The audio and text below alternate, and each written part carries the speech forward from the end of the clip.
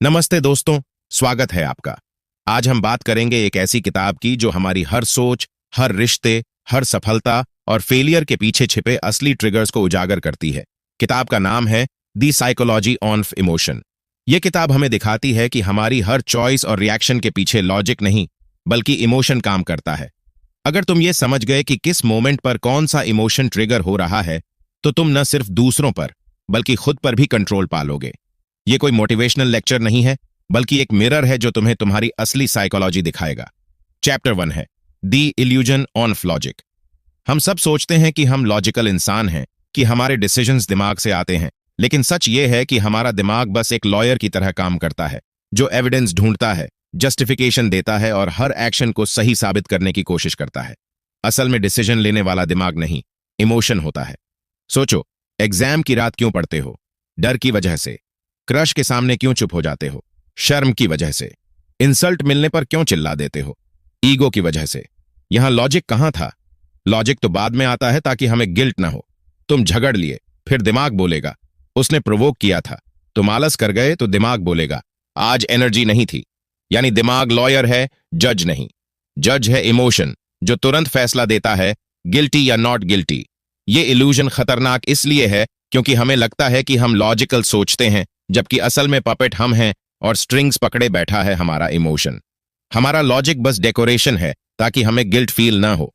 Example देखो, एक आदमी घड़ी खरीदने जाता है, इमोशन कहता है ले ले, स्मार्ट लगेगा, लोग इंप्रेस होंगे। डिसीजन वहीं हो गया। अब लॉजिक एक्टिवेट होता है, अच्छी क्वालिटी है, इन्वेस्टमेंट है, लेकिन सच में वो घड़ी ईगो ने खरीदी थी। यही फॉर्मूला रिलेशनशिप में भी चलता है। जब कोई पसंद आता है तो रीजन नहीं होता, बस अच्छा फील होता है। फिर लॉजिक आता है, वो केयरिंग है, इंटेलिजेंट है, परफेक्ट है। लेकिन जब वही इंसान इग्नोर कर दे तो वही दिमाग बोलेगा एरोगेंट है, मेरे लायक नहीं। यानी लॉजिक बदलता है, इमोशन नहीं। सोसाइटी हमें सिखाती है सोच समझकर डिसीजन लो, लेकिन रियलिटी ये है कि डिसीजन पहले ही इमोशन ले चुका होता है। हम बाद में उसे एक्सप्लेन करते हैं, इसलिए हम बार बार वही मिस्टेक्स दोहराते हैं। हमें लगता है कि हम प्लान बना रहे हैं, जबकि असल में हम इमोशन ड्राइवन पैटर्न रिपीट कर रहे हैं। अब सवाल उठता है, सॉल्यूशन क्या है? क्या इंसान इमोशन फ्री हो सकता है? नहीं, क्योंकि इंसान मशीन नहीं है, लेकिन इंसान अवेयर हो सकता है। अवेयरनेस का मतलब है हर डिसीजन लेते वक्त खुद से पूछो, क्या ये चॉइस सच में लॉजिक से ली है या इमोशन ने पहले ही फैसला कर लिया है? जैसे अगर तुम बिजनेस शुरू करना चाहते हो तो खुद से पूछो, क्या ये बिजनेस सच में काम करेगा या मैं बस जल्दी रिच दिखना चाहता हूं? अगर तुम जिम ज्वाइन कर रहे हो तो खुद से एक बार पूछो, क्या सच में मैं अपनी हेल्थ इंप्रूव करना चाहता हूं या बस बॉडी बनाकर दूसरों को इंप्रेस करना चाहता हूं? ऐसे सवाल अनकंफर्टेबल जरूर लगेंगे, लेकिन यही तुम्हें तुम्हारे सच से मिलवाते हैं। क्योंकि हकीकत यह है कि तुम्हारे करीब 80% डिसीजंस दूसरों को दिखाने के लिए होते हैं, खुद के लिए नहीं। तुम्हें जॉब चाहिए, क्यों? पैसे और रिस्पेक्ट के लिए। रिस्पेक्ट किससे? सोसाइटी से। तुम्हें ब्रांडेड कपड़े चाहिए, दूसरों की नजरों के लिए। सोशल मीडिया पर पोस्ट डालनी है, लाइक्स और वैलिडेशन के लिए। यानी तुम्हारी लाइफ का रिमोट दूसरों के हाथ में है और तुम इल्यूजन में जी रहे हो कि तुम लॉजिकल इंसान हो। लेकिन असली ताकत तब आएगी जब तुम इस इल्यूजन को पहचान लोगे, जब तुम मान लोगे कि तुम्हारा पहला डिसीजन हमेशा इमोशन से आता है और फिर कॉन्शियसली सोचोगे कि क्या वो इमोशन सही डायरेक्शन में है या नहीं। इमोशन तुम्हें फायर देता है और लॉजिक उस फायर को डायरेक्शन देता है। लेकिन अगर फायर ही गलत दिशा में हो तो लॉजिक बस तुम्हें तेजी से डाउनफॉल की तरफ ले जाएगा। लेसन सिंपल है, तुम्हारा दिमाग सर्वेंट है, मास्टर नहीं। मास्टर है तुम्हारा इमोशन। और जब तक तुम खुद को प्योर लॉजिकल इंसान समझते रहोगे, तब तक तुम अपने ही इल्यूजन्स के गुलाम बने रहोगे। अब chapter 2, the slave of emotions. ज्यादातर लोग अपनी लाइफ में किसी ना किसी इमोशन के गुलाम हैं। किसी को एंगर कंट्रोल करता है, किसी को फियर, किसी को लव। हमें लगता है कि हम इमोशंस को कंट्रोल करते हैं, लेकिन सच ये है कि हमारा पूरा कैरेक्टर और पर्सनालिटी उन्हीं की कैद में है। सोचो, कितने लोग गुस्से के एक पल में अपना रिश्ता, घर या रिस्पेक्ट तक खो देते हैं। कितने लोग डर की वजह से अपने बिगेस्ट अपॉर्चुनिटीज मिस कर देते हैं। और कितने लोग मोह में इतने फंस जाते हैं कि सालों तक मूव ऑन नहीं कर पाते। फिर भी प्राउडली कहते हैं मैं स्ट्रांग हूं। लेकिन अगर तुम्हारी स्ट्रेंथ इतनी फ्रैजिल है कि एक व्हाट्सएप का ब्लू टिक तुम्हारी नींद उड़ा दे, तो तुम स्ट्रांग नहीं, स्लेव हो। अगर किसी के इग्नोर करने से तुम्हारी सेल्फ वर्थ गिर जाती है, तो तुम स्ट्रांग नहीं, वीक हो। और अगर तुम्हें दुनिया से वैलिडेशन चाहिए अपनी वैल्यू समझने के लिए, तो तुम स्ट्रांग नहीं, एडिक्टेड हो दूसरों की अप्रूवल के। प्रॉब्लम यह है कि हम इमोशंस को आइडेंटिटी समझ बैठे हैं।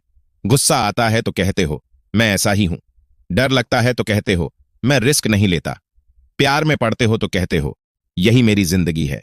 लेकिन सच यह है कि तुमने खुद से कभी सवाल ही नहीं किया। तुम्हारे डिसीजंस, सोच, एक्शंस सब इमोशंस की कैप्टिविटी में लॉक्ड हैं। एग्जाम्पल लो, तुम बिजनेस शुरू करना चाहते हो लेकिन डर कहता है अगर फेल हो गया तो, और तुम रुक जाते हो। लॉजिक बोलता है कोशिश करोगे तो सीखोगे, ग्रो करोगे, शायद सक्सीड भी हो जाओगे। लेकिन तुमने सुनी डर की, फिर उसे जस्टिफाई करते हो, अभी सही टाइम नहीं है, एक्सपीरियंस चाहिए, पेज कम है। लेकिन असल में तुम स्लेव हो उस डर के। यही हाल रिलेशनशिप्स का है। तुम जानते हो कि कोई इंसान तुम्हारे लिए सही नहीं है, लेकिन अटैचमेंट ने तुम्हें पकड़ रखा है। तुम कहते हो वो बदल जाएगा, सब ठीक हो जाएगा, लेकिन डीप डाउन तुम जानते हो तुम बस इमोशन के गुलाम हो। तुम्हें पता है कि तुम खुद को नुकसान पहुंचा रहे हो, फिर भी वही गलती दोहराते हो क्योंकि तुम उस मोह के गुलाम हो। यही हाल गुस्से का भी है। गुस्से का गुलाम इंसान सोचता है कि वो पावरफुल है, लेकिन असल में गुस्सा उसकी वीकनेस की निशानी है। सच्ची पावर उस इंसान में होती है जो खुद पर कंट्रोल रख सके। मगर ज्यादातर लोग गुस्से के एक स्पार्क से फट पड़ते हैं और बाद में पछताते हैं, पर तब तक डैमेज हो चुका होता है। इमोशंस इंसान को ड्राइव जरूर करते हैं, लेकिन प्रॉब्लम तब शुरू होती है जब इंसान खुद को ड्राइवर समझ लेता है, जबकि स्टीयरिंग इमोशंस के हाथ में होती है। इमेजिन करो, जिंदगी एक कार की तरह है, तुम पीछे बैठे हो, इमोशंस ड्राइवर हैं। गुस्सा एक्सेलरेटर दबाता है, डर ब्रेक लगाता है और मोह स्टीयरिंग मोड़ देता है। तुम सोचते हो कि डेस्टिनेशन तुमने चुना है, पर असल में तुम सिर्फ पैसेंजर हो। अब सवाल उठता है, क्या इमोशंस बुरे हैं? नहीं, इमोशंस जरूरी हैं, लेकिन किसी की भी गुलामी अच्छी नहीं होती। तुम्हें इमोशंस को समझना है, कंट्रोल करना है, यूज करना है, ना कि उनका स्लेव बनना है। स्ट्रांग इंसान वो नहीं होता जिसे इमोशंस ना आए, बल्कि वो होता है जिसे इमोशंस आते हैं पर वो उनके गुलाम नहीं बनता। उसे फियर महसूस होता है पर फिर भी वो एक्शन लेता है। उसे गुस्सा आता है पर वो रिएक्ट नहीं करता, रिस्पॉन्ड करता है। वो प्यार करता है पर अपनी आइडेंटिटी खोता नहीं। चलो एक सिंपल टेस्ट करते हैं। अगली बार जब कोई तुम्हें ट्रिगर करे, इंसल्ट करे या इग्नोर कर दे, तो तुरंत रिएक्ट मत करना। बस 5 सेकंड रुकना और खुद से पूछना, क्या मैं इस इमोशन का स्लेव बनने वाला हूं? अगर तुम रुक गए तो तुम मास्टर हो, लेकिन अगर रिएक्ट कर बैठे तो फिर वही पुरानी गुलामी दोहराई गई। सच ये है कि दुनिया के करीब 90% लोग इमोशंस के स्लेव हैं, और स्लेव कभी फ्रीडम एंजॉय नहीं कर सकता। तुम्हें लगता है तुम फ्री हो, लेकिन बस कोई सही बटन दबा दे तो तुम्हारा मूड, बिहेवियर और पूरा दिन बदल जाता है। सोचो जरा, कोई तुम्हारी तारीफ करे तो तुम खुश, कोई क्रिटिसाइज करे तो तुम टूट जाते हो। मतलब कंट्रोल तुम्हारे अंदर नहीं, तुम्हारे रिमोट की स्ट्रिंग्स दुनिया के हाथ में है। अब चॉइस तुम्हारी है, स्लेव बने रहो और हर बार इमोशंस के ट्यून पर नाचो, या मास्टर बनो और कॉन्शियसली डिसाइड करो कि किस इमोशन को इंपॉर्टेंस देनी है। क्योंकि असली स्ट्रेंथ वही है जो खुद को कंट्रोल करना जानता हो, दूसरों को नहीं। जब तक तुम ये नहीं सीखते, तुम्हारी स्ट्रेंथ सिर्फ इल्यूजन बनी रहेगी। Chapter 3, the hidden engine. Emotions तुम्हारे बिहेवियर का हिडन इंजन है। तुम सोचते हो कि डिसीजंस कॉन्शियसली लेते हो, लेकिन असल में तुम्हारा दिमाग एक केमिकल फैक्ट्री की तरह काम करता है। गुस्सा आता है तो एड्रेनलिन शूट करता है, खुशी में डोपामिन फ्लड हो जाता है, सैडनेस में सेरोटोनिन गिरता है और डर आने पर कॉर्टिसोल बढ़ जाता है। यानी तुम्हारा मूड कोई जादू नहीं, बस केमिकल रिएक्शन का रिजल्ट है, और तुम उस केमिस्ट्री पर नाचने वाले पपेट हो। सोचो, किसी ने ट्रैफिक में तुम्हें गाली दे दी, तुरंत तुम्हारे अंदर वॉल्केनो जैसा गुस्सा फूटता है, क्योंकि एड्रेनल ग्लैंड्स ने एड्रेनलिन रिलीज किया। मसल्स टेंस हो गए, दिल तेजी से धड़कने लगा और दिमाग बस रिटेलिएशन सोचने लगा। मतलब सिर्फ एक शब्द से तुम्हारा पूरा सिस्टम हाईजैक हो गया। अब जरा दूसरी साइड देखो। जैसे ही तुम्हें एग्जाम में अच्छे मार्क्स मिलते हैं, तुम्हारा दिमाग डोपामाइन रिलीज करता है और अचानक पूरी दुनिया परफेक्ट लगने लगती है। उसी हैप्पीनेस में तुम दोस्तों को ट्रीट देते हो, नए काम शुरू करते हो। बस एक केमिकल ने तुम्हारे पूरे एक्शंस बदल दिए। यही खेल सैडनेस भी खेलता है। जब सेरोटोनिन गिरता है तो सब कुछ मीनिंगलेस लगने लगता है। जो काम कल तक एक्साइटिंग था, आज वही बोझ लगता है। और डर, वो कॉर्टिजोल का खेल है। बस फ्यूचर के बारे में सोचो और स्ट्रेस हार्मोन बढ़ जाता है, जिससे लगता है कि तुम फेल हो जाओगे, चाहे अभी कुछ हुआ ही क्यों ना हो। यह हिडन इंजन इतना पावरफुल है कि तुम्हारा पूरा बिहेवियर डिजाइन कर देता है। तुम्हें लगता है कि तुम लॉजिकल हो, पर सच में तुम्हारा लॉजिक भी इसी केमिकल इंबैलेंस से इन्फ्लुएंस होता है। अगर डोपामीन हाई है तो तुम रिस्की डिसीजंस लोगे। अगर कॉर्टिजोल हाई है तो तुम सेफ खेलोगे, यानी तुम्हारे सारे सो कॉल्ड स्मार्ट चॉइसेस भी एक बायोकेमिकल लॉटरी का नतीजा है। प्रॉब्लम यह है कि तुम इस सिस्टम को समझे बिना इसके स्लेव बने रहते हो। तुम्हें लगता है कि मूड खराब है, मतलब लाइफ खराब है, लेकिन रियलिटी यह हो सकती है कि बस तुम्हारी नींद पूरी नहीं हुई, जंक फूड से इंसुलिन स्पाइक हो गया या विटामिन डी की कमी है। लेकिन हम इन छोटे कारणों को इग्नोर करके मान लेते हैं कि मेरे साथ सब बुरा हो रहा है, और यहीं से डाउनफॉल शुरू होता है। असली मास्टरी तब आती है जब तुम इस हिडन इंजन को समझने लगते हो। जब तुम जानते हो कि गुस्सा मतलब एड्रेनलिन सर्ज है, तो तुम रिकॉग्नाइज कर सकते हो, ओके, ये केमिकल स्टॉर्म है, मैं इसे कंट्रोल कर सकता हूं। जब तुम जानते हो कि खुशी डोपामीन से ड्रिवन है, तो तुम समझ पाते हो कि हर बार इंस्टेंट ग्रेटिफिकेशन के पीछे भागना तुम्हें हॉलो बना देगा। तुम्हें यह समझना होगा कि तुम पूरी तरह हेल्पलेस पपेट नहीं हो। हां, इमोशंस तुम्हें ड्राइव करते हैं, लेकिन स्टीयरिंग अब भी तुम्हारे हाथ में हो सकती है। कैसे? पहला, ऑब्जर्वेशन। अगली बार जब तुम्हारा मूड अचानक बदल जाए, पॉज करो और खुद से पूछो, क्या यह बायोलॉजी है या रियलिटी? दूसरा, हैबिट्स। सही डाइट, अच्छी नींद और रेगुलर एक्सरसाइज तुम्हारी केमिस्ट्री को बैलेंस में रखती है। तीसरा, अवेयरनेस। जब तुम रिकॉग्नाइज कर लेते हो कि यह इमोशन सिर्फ टेम्पोररी केमिकल स्टॉर्म है, तब तुम रिएक्ट किए बिना उसे गुजरने दे सकते हो। एक ब्रूटल ट्रूथ सुनो, 90% लोग पूरी जिंदगी इस हिडन इंजन को समझे बिना जीते हैं। वो सोचते हैं कि लाइफ उनके साथ हो रही है, जबकि असल में लाइफ बस उनके अंदर बनने वाले केमिकल्स की पपेट शो है। तुम्हारा गोल यह होना चाहिए कि तुम उस पपेट शो को ऑब्जर्व करो। जैसे ही तुम रिकॉग्नाइज करने लगते हो कि तुम्हारा गुस्सा एड्रेनलिन है, तुम्हारी एंग्जाइटी कोर्टिसोल है, तुम्हारी खुशी डोपामाइन है, तुम फ्री होने लगते हो। क्योंकि जब तक तुम सोचते रहोगे यह मैं हूं, तब तक तुम स्लेव रहोगे। लेकिन जिस दिन तुम समझ गए कि यह बस केमिस्ट्री है, उस दिन से तुम मास्टर बन जाओगे। याद रखो, इमोशंस तुम्हारे बिहेवियर का हिडन इंजन है। वही तुम्हें चलाते हैं, वही तुम्हें गिराते हैं, और अगर तुमने इन्हें समझ लिया तो वही तुम्हें उठाते भी हैं। सवाल यह नहीं कि इमोशंस तुम्हें कंट्रोल कर रहे हैं या नहीं।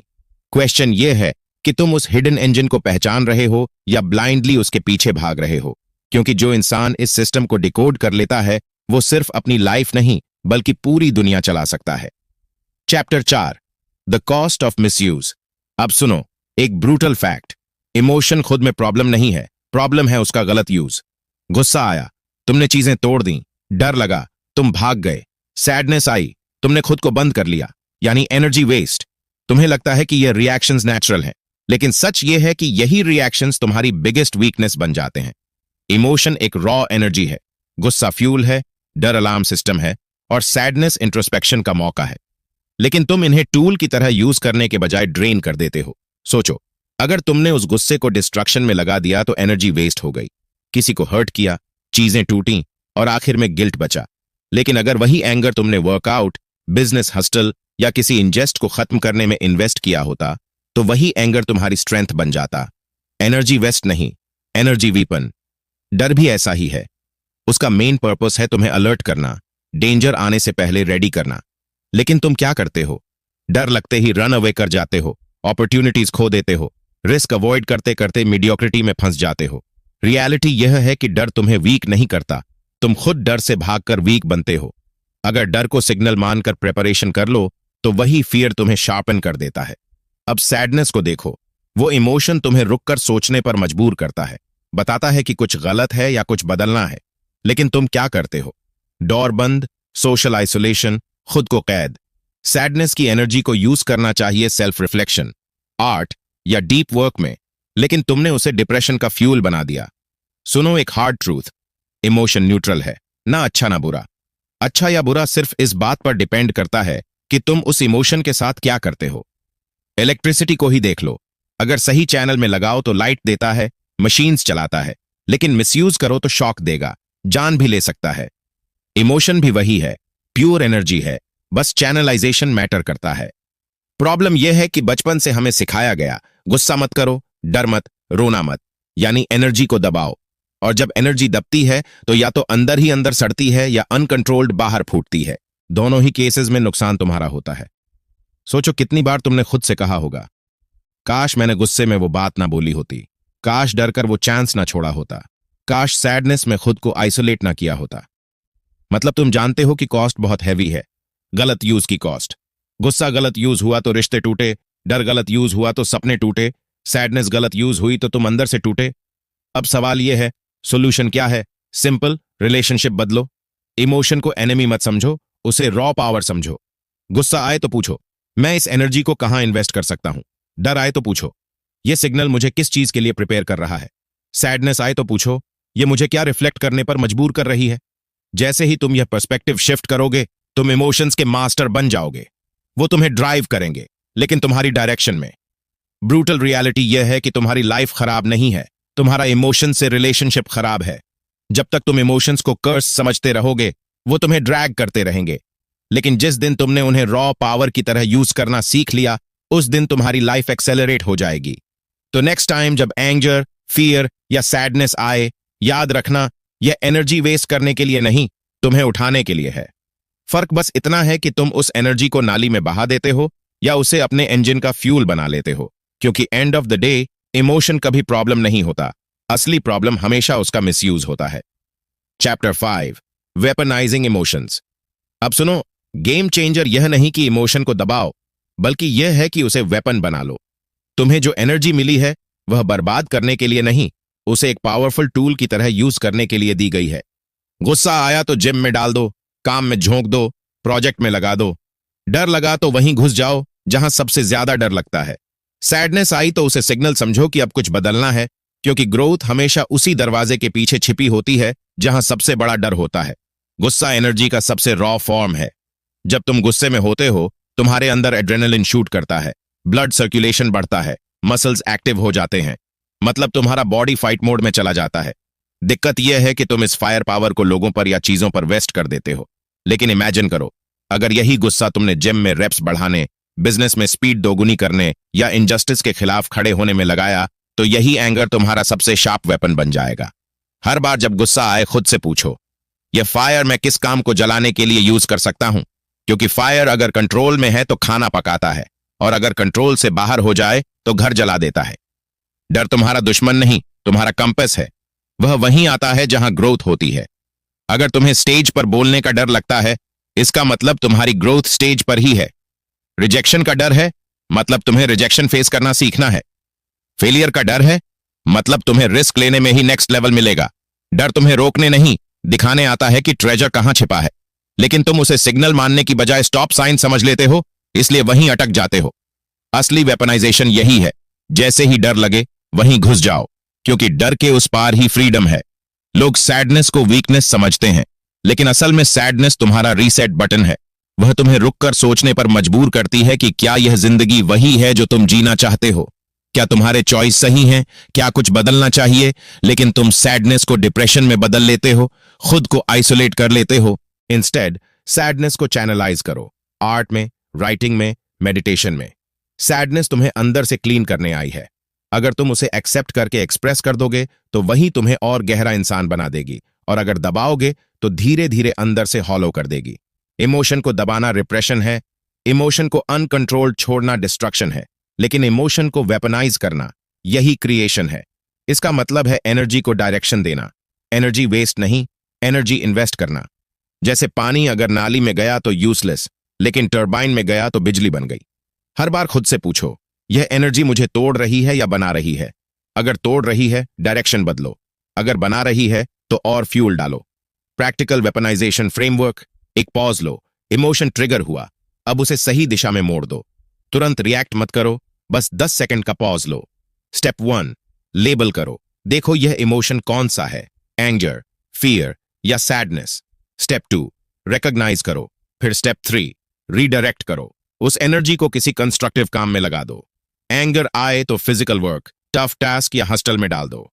फायर आए तो एक्शन लो उसी डायरेक्शन में, और सैडनेस आए तो सेल्फ रिफ्लेक्शन, क्रिएटिविटी या हैबिट चेंज में यूज करो। फिर इस साइकिल को रिपीट करो। हर बार ऐसा करने से तुम्हारा ब्रेन रिवायर होने लगेगा। धीरे धीरे तुम्हारा सबकॉन्शियस सीख जाएगा कि इमोशन वेस्ट नहीं करना है, उसे वेपन बनाना है। तुम सोचते हो सक्सेसफुल लोग इमोशनलेस होते हैं, लेकिन सच यह है कि सक्सेसफुल लोग अपने इमोशंस को अपने लिए काम करवाते हैं। माइकल जॉर्डन ने अपने एंगर को गेम में वेपन बना लिया, एंटरप्रेन्योर्स ने अपने फियर को रिस्क लेने का फ्यूल बनाया, और आर्टिस्ट्स ने अपनी सैडनेस को मास्टरपीसेस में बदल दिया। तुम्हारे अंदर भी वही फायर है, वही फियर है, वही सैडनेस है।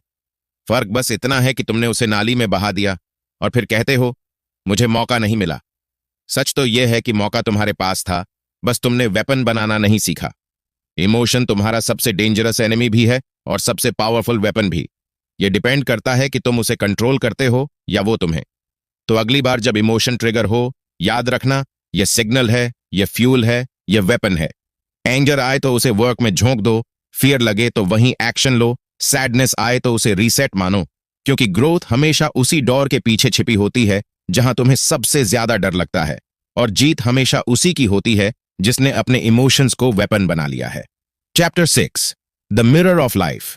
जिंदगी कोई रैंडम एक्सीडेंट नहीं है, यह तुम्हारे अंदर चल रहे इमोशंस का सीधा रिफ्लेक्शन है। मतलब बाहर जो दुनिया तुम्हें दिख रही है वो तुम्हारे अंदर दोहराई जाने वाली फीलिंग्स का मिरर इमेज है। सोचो, अगर तुम हमेशा इनसिक्योर फील करते हो तो दुनिया भी तुम्हें इनसिक्योर ही लगेगी। लोगों के जेस्चर्स में रिजेक्शन दिखेगा, हर बातचीत इंसल्ट जैसी लगेगी, और धीरे धीरे तुम्हारा दिमाग मान लेगा, हाँ मैं ही इनफ नहीं हूं। लेकिन अगर तुम्हारे अंदर कॉन्फिडेंस का पैटर्न रिपीट होता है तो वही दुनिया तुम्हें सपोर्टिव लगेगी, चांसेस दिखेंगी, ग्रोथ दिखेगी।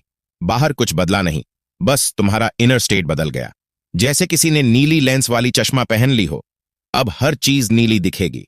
तुम चाहे गुस्सा करो, ब्लेम करो या दुनिया पर चिल्लाओ कि सब नीला क्यों है, असल में नीला दुनिया नहीं, तुम्हारा लेंस है। यही तुम्हारे इमोशंस के साथ होता है।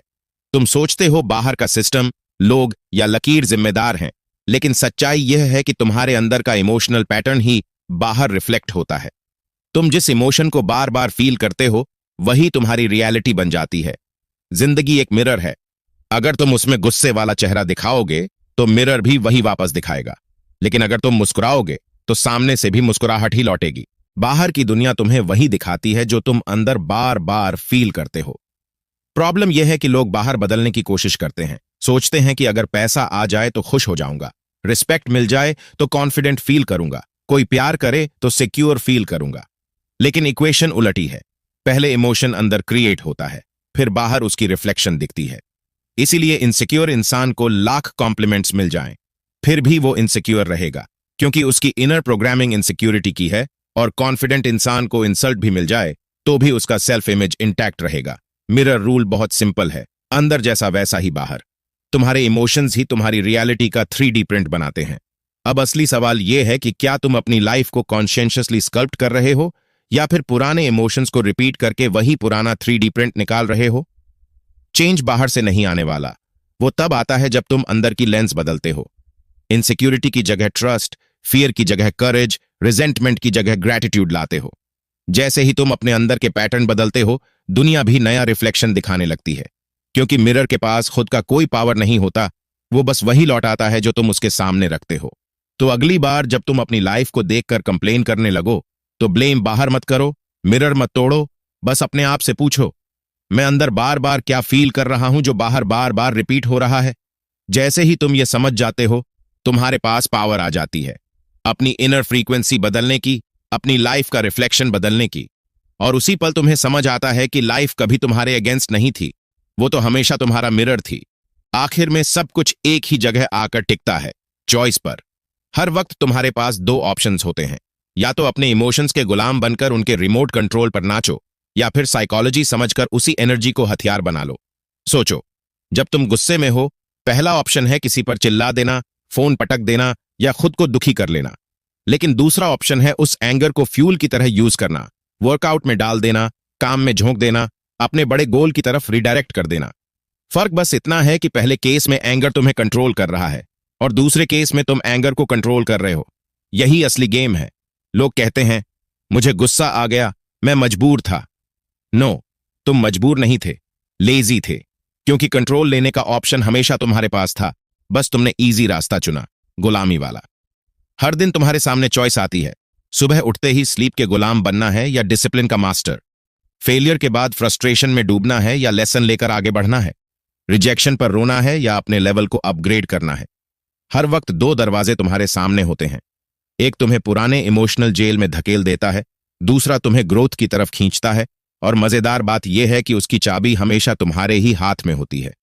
लोग पूछते हैं तुम इतने काम कैसे मैनेज कर लेते हो, इतना प्रेशर होने पर भी पैनिक क्यों नहीं करते? इंसल्ट झेलकर भी टूटते क्यों नहीं? और तुम बस मुस्कुरा देते हो क्योंकि तुम्हें मालूम है ये मैजिक नहीं है, बस वो चॉइस पता है जो बाकी लोग इग्नोर कर देते हैं। असली पावर उसी इंसान के पास होती है जो अपनी इनर साइकोलॉजी समझ लेता है, क्योंकि इमोशंस एनर्जी हैं। फियर, एंगर, सैडनेस, ये सब पेट्रोल की तरह हैं।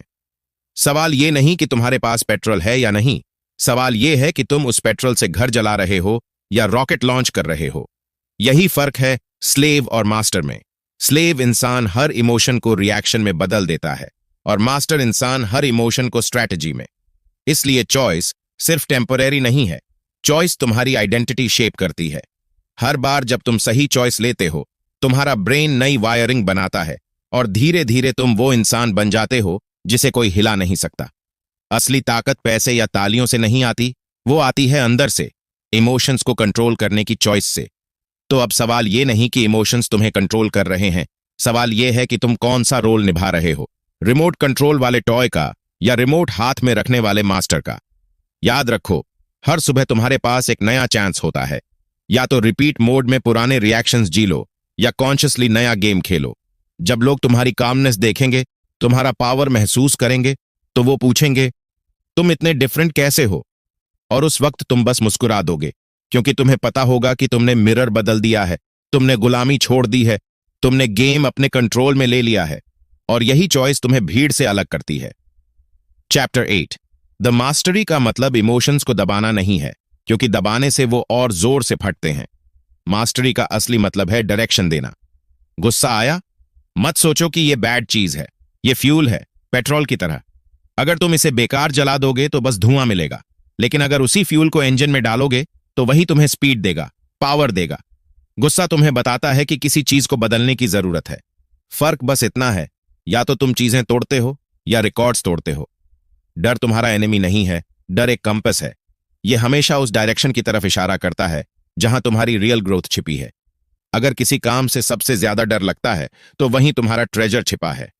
स्टेज पर बोलने से डर लग रहा है, इसका मतलब वहीं तुम्हारी असली स्ट्रेंथ अनलॉक होगी। बिजनेस शुरू करने से डर लग रहा है, वहीं तुम्हारी फ्रीडम छिपी है। डर से भागो मत, उसे सुनो, क्योंकि वो तुम्हें रास्ता दिखा रहा है। सैडनेस को लोग कर्स समझते हैं, लेकिन सैडनेस एक अलार्म है। ये बताती है कि तुम्हारी लाइफ कहीं मिसमैच हो रही है। शायद तुम गलत लोगों के बीच हो, गलत रास्ते पर हो, या खुद को इग्नोर कर रहे हो। अगर उस अलार्म की आवाज दबाओगे तो वो स्लो पॉइजन बन जाएगी, लेकिन अगर उसे सुनकर एक्शन लोगे तो तुम नई डायरेक्शन पकड़ लोगे। और हैप्पीनेस ये रिवॉर्ड है, एक सिग्नल कि तुम राइट पैथ पर हो। लेकिन याद रखना, हैप्पीनेस को डेस्टिनेशन मत बनाओ, क्योंकि अगर उसे पकड़ने भागोगे तो वो और दूर चली जाएगी। हैप्पीनेस बस साइड इफेक्ट है। असली स्टोरी तब है जब तुम जानते हो कि ये रास्ते का बोनस है, मेन चीज तो तुम्हारी ग्रोथ है। अब पिक्चर क्लियर है, एंगर है फ्यूल, फियर है कंपस, सैडनेस है अलार्म और हैप्पीनेस है रिवॉर्ड। जब ये मैपिंग समझ आती है तो पूरा गेम पलट जाता है। अब तुम इमोशंस के स्लेव नहीं, उनके मास्टर बन जाते हो। बाकी लोग पैनिक करेंगे, तुम स्ट्रैटेजी बनाओगे। बाकी लोग ब्रेक डाउन लेंगे, तुम ब्रेक थ्रू लाओगे। यही है असली मास्टरी, और यही वो स्टेज है जहां लाइफ तुम्हारे हिसाब से चलने लगती है। किताब का अंत हमें एक ब्रूटल ट्रूथ दिखाता है, जिंदगी तुम्हारे इमोशंस को इग्नोर नहीं करती, वो हमेशा मिरर बनकर तुम्हारे सामने खड़ी रहती है। अगर तुम अंदर से ब्रोकन हो तो बाहर की दुनिया भी शैटर्ड लगेगी, लेकिन अगर तुम अंदर से स्टेबल और मास्टर हो तो दुनिया भी तुम्हारे कंट्रोल में दिखेगी। डेविड लीबरमैन का फाइनल मैसेज सिंपल लेकिन पावरफुल है, तुम्हें अपने इमोशंस का मास्टर बनना ही पड़ेगा, क्योंकि अगर तुमने उन्हें कंट्रोल नहीं किया तो वो तुम्हारी लाइफ को कंट्रोल कर लेंगे। आखिर में किताब यही बताती है कि ये कोई लग्जरी नहीं, सर्वाइवल है। जो ये स्किल सीख लेता है वो अनबीटेबल बन जाता है, और जो नहीं सीखता वो जिंदगी भर दूसरों के हाथ का खिलौना बनकर रह जाता है। तो अब सवाल सिर्फ इतना है, क्या तुम अपने इमोशंस को हथियार बनाओगे या उनकी जंजीरों में कैद रहोगे? चॉइस तुम्हारे हाथ में है, और यही है the psychology on off emotion की असली ताकत।